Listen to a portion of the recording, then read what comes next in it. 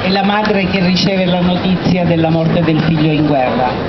Era tempora la prima guerra mondiale. Chi colpa visti tu e chi colpa appi io?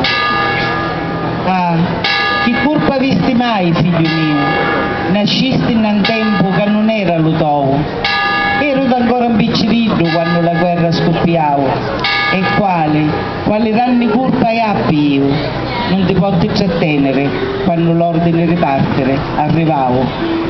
Ah, quanto anni fu lo tuo coraggio, stringito forte in mano una bandiera, quando l'augusto caristi colpito a morte, e mentre lo ciume scurre, ancora con lo tuo sangue sguazza, caristi senza trovare a conforto tuo, li mei di razza, e ora pilletto hai un fazzolittello di terra che t'abbraccia. Ah, quale forza potessi avere io, sapendo ora che sei morto, ma restano solo la fede e Dio.